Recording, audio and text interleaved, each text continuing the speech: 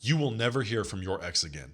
And I know it takes a lot to admit that to yourself, but at least you're facing the truth. And it might burn for a while, but I know that deep down, you know that you'll be okay. Now look who decides to text you right as soon as you detach, right as soon as you move on, like it was nothing to them. Like, hey, how are you doing? Like they didn't just destroy your life. Like they're not the reason you don't think love exists anymore, you know? And I get the conflicting emotions here because you're happy and excited while at the same time you're angry and want to hurt them. It's like you want to throw them off a bridge and then rush down to the bottom to catch them. And I know the thought, it's the why now? I mean, is it mind games? Is this just ego? What do you want from me? Is it magic? Is it mind games? Usually it's just some simple psychology. Why she doesn't return when you're waiting.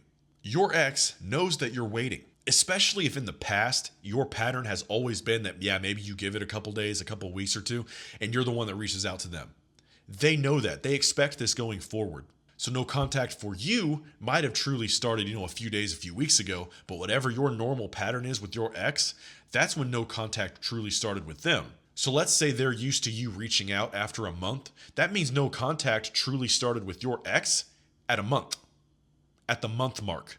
Whenever you've been in no contact for an entire month, hurting, going through it, feeling it, suffering, your ex has been fine because they expected you to reach out. It's only after you break that pattern, the loop that you used to have with them, that they'll finally start to feel this. So a lot of us sit there and wonder, why doesn't my ex reach back out to me? Because deep down they still have feelings for you, but you still wonder, why won't they just kill their ego and reach out? And the answer is, that's your pattern.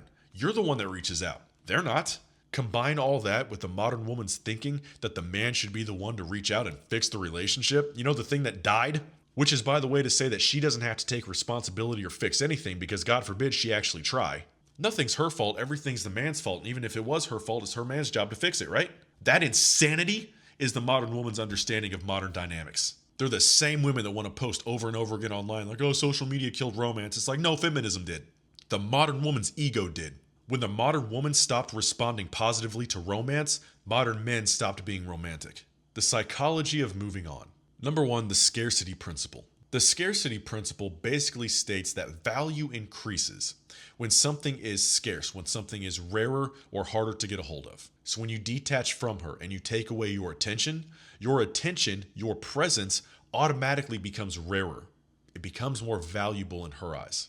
And here's the trick. If you detach too hard and you make her think that you do not care about her at all. Now, this is only done whenever you start to post hateful content or something like that. If you do that, she'll know that she no longer has emotional access to you. And because of that, she might bury the bond completely and move on. On the same hand, if she feels like you're too easy and you're still orbiting, or that she could reach out to you even though she hasn't heard from you in a few months, and that you'd do anything in the world for her, you are no longer as valuable in her eyes. And that middle ground is only when she loses easy emotional access to you. In other words, she knows she can still have access to you if she earns it. That's what you've got to get through her head.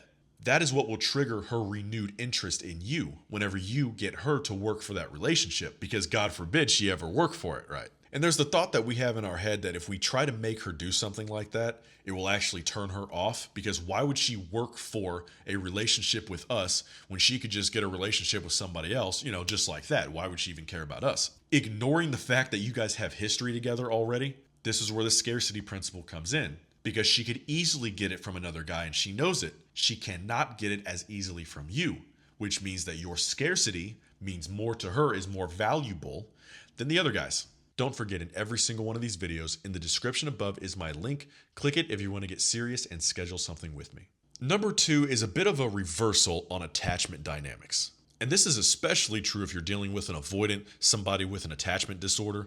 They feel safe detaching and running because they think you'll chase. When you stop chasing, or when you refuse to chase at all, they enter the fearful phase of, what if they don't actually come back? What if I pulled away too hard and actually lost this other person? Because at the very least, their ego wants you around for validation. And that's if they don't care about you at all. Number three, this is a practice from evolutionary psychology called social proof and pre-selection. This is why it's so important for you to go to the gym, to be consistent at it. This is why it's so important for you to level up, to get more money, to get a bigger, better house, to get a nicer car. Your visible growth, any new social options that you have, all of it signals higher value to her. This is why even if a woman cannot stand you, they are more attracted to you if you succeed in life. seeing you succeed, and especially seeing you get new attention from other women, will force her to confront her ego. And her ego is going to say, okay, fine. Maybe I underestimated this guy. Maybe they are actually worth more than we made them feel. And ladies, of course, this goes for you as well. And it's usually easier for the ladies because they can get another few guys orbiting them much easier than the average guy can get a few girls orbiting him. Number 4 is everybody's favorite, cognitive dissonance. This is when your ex has to reconcile the fact that they left with now they might seem better off without me. And they want to reduce this conflict, this friction of ego inside of their mind. So what do? They reach out. This is part of the pressure that I'm telling you they feel whenever you go no contact with your ex. In order to reduce the conflict, the friction, the pressure, however you want to put it, they reach out to you because they get to know then. They get to know if leaving you was the right decision. If you're still holding on secretly, or if you give them all the attention and time and warmth and start to flirt with them all over again. Thus validating them and telling them, hey, you could have them back anytime you want. There's no real urgency here. I can pull away all over again.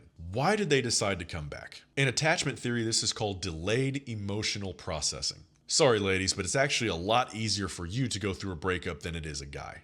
But it's a lot harder on you later than it is for the average man. And sometimes I get people in my comments claiming I made it up, like I made up attachment theory or something. It's like, guys, this is just psych, all right? It's like 101 too. It's not even that difficult of stuff. Like you could easily Google it or take a beginner's class, and this is one of the first things you learn, all right? It's not that deep, sis, I'm sorry. At first, the excitement, the freedom, the distance that they get from you makes them feel elated. They're so thrilled to be done with you. Then months later, regret, longing, all of them hit her like a tsunami when the waves pulled back and they pulled back and you thought that you'd never hear from her again, and then all of a sudden, bam, it all nails her. But the thing is, you saw the waves regressing and you thought, well, the ocean's disappearing. Look, it's leaving. I'll never see it again. And it's like, you don't really know what's going on out there in the deep sea, bro. That thing is building and building and building. And you think she's running, but eventually that thing comes crashing down on her and it hits her hard. So what do? They reach out for you so that you can release the pressure, so that you can help them deal with the pain. And yeah, a lot of it's selfishness, sure. But that's just the game, little bro. You've got to wait it out, and that's your greatest power. That's why all of my videos focus on you healthily getting over things, being able to wait through the pain. Because if you can do that, just sit there and take it, you will have achieved what most men simply cannot do. Number 2 actually comes from the study of behavioral economics. This is called the loss aversion theory. It basically states that we fear losing something more than we desire gaining something new. This is often why we go back to our exes. It's kind of like even if we thought they were the literal devil, it's the devil you know, and it's better than the devil you don't. So when they sense that you're truly gone or they could truly lose you, that FOMO, the fear of missing out, kicks in and it kicks hard. And then they'll reach out, sometimes not even because they necessarily want to get you back, but they've got to make sure that you're still in that orbit, that if they reach for you in the future, you'll still be there for them. That's why so many unhealthy men and women still have their exes in their following list. They're still following them. Sometimes they still message them. All of this behavior is to keep them warm, is to keep their options open. And it's totally disrespectful to their partner. But then again, maybe their partner doesn't know. That's why you need to always be on your feet. And what's the quote that says, always trust but verify? And number 3 is ego validation. Reaching out enables your ex to know if they still have you or not. And if you respond too warm, too fast, and seem too eager, all you're doing is telling them that I waited for you. I've been waiting for you this entire time. I'm so glad and worthy, finally, of your presence. Now, do you think that makes them respect you more or less?